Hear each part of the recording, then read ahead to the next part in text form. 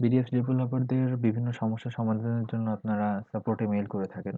তবে অনেক সময় আমাদের সাপোর্টের থেকে আপনাদেরকে এই সমস্যাগুলোর সমাধান দেওয়ার ক্ষেত্রে আমাদের যে ইনফরমেশনগুলোর প্রয়োজন পড়ে সেগুলো আপনারা সঠিকভাবে দিতে পারেন না। সে কারণে হয়তোবা আমরা কখনো আপনাদের সমস্যার সঠিক সমাধান দিতে পারি না। তো আজকে আপনাদেরকে এই বিষয় সম্পর্কে ধারণা দিব যে সাপোর্টে মেইলের ক্ষেত্রে আপনার কি ইনফরমেশন অবশ্যই দিতে হবে। আ তো আমরা অনেক সময় অনেকেই পেমেন্ট নিয়ে অনেকেই প্রবলেম ফেস করি। সেক্ষেত্রে আপনাদেরকে বারবার করে বলে দেওয়া হয় যে আমরা যেন পেমেন্টের যে ব্যাংক স্টেটমেন্টটা অর্থাৎ যে মাসে পেমেন্টটা যায়নি সেই মাসের ব্যাংক স্টেটমেন্টটা অবশ্যই আমাদের প্রয়োজন।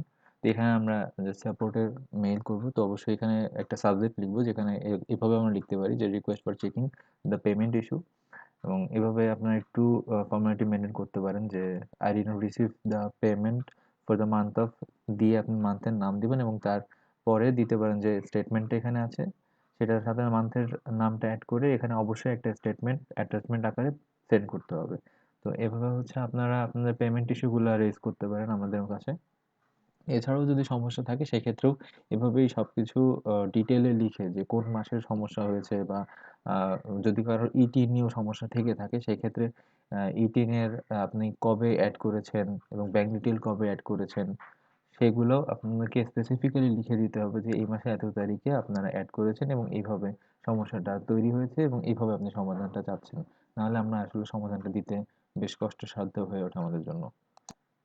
এরপরে আসি আমাদের অনেকে প্রো অ্যাপ্লিকেশন বানাচ্ছেন। তো প্রো অ্যাপ্লিকেশনের ক্ষেত্রে যেটা হচ্ছে যে প্রো অ্যাপ্লিকেশনে আপনারা একটা FAQ পাঠাচ্ছেন আমাদেরকে এবং সেখানে আপনাদেরকে অ্যাপ্রুভালের জন্য হচ্ছে FAQ টা পাঠাচ্ছেন। তবে সেই FAQ তে আপনাদের ডিটেইলটা সঠিকভাবে থাকছে না। যে কারণে অনেক সময় আমরা হয়তো অ্যাপ্রুভাল দিতে দেরি করছি।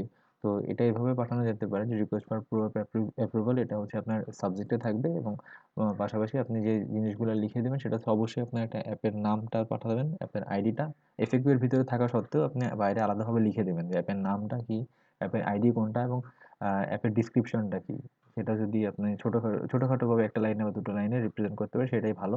আর অ্যান্ড্রয়েড হলে অবশ্যই এটা মেনশন করতে হবে যে এটা একটা অ্যান্ড্রয়েড অ্যাপ্লিকেশন।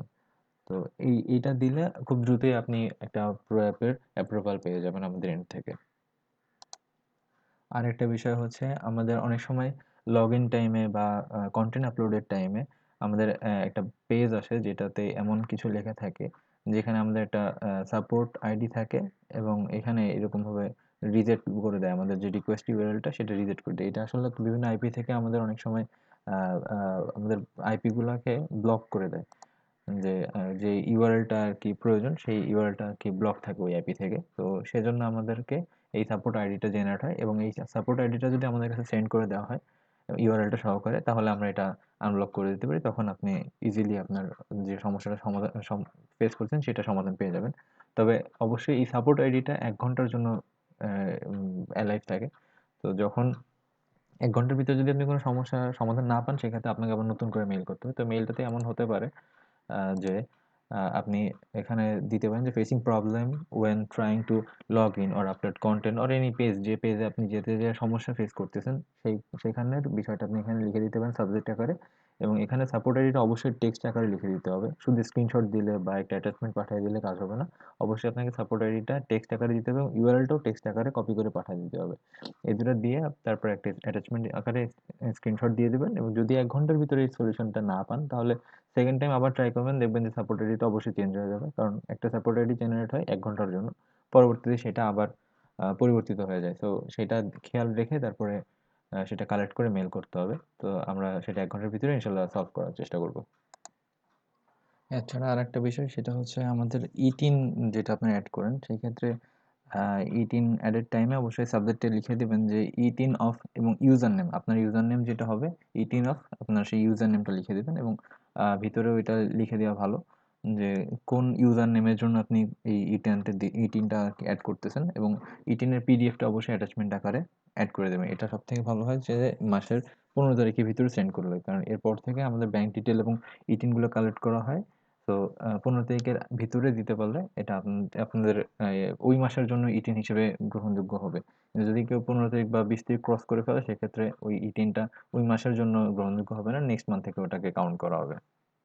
তো আশা করি এভাবে আপনারা সবকিছু মেনশন করে সবকিছু প্রপারলি ইনফরমেশন দিয়ে সাপোর্টে মেইল করবেন। অবশ্যই সমাধানের গুলো দ্রুত পেয়ে যাবেন আপনারা।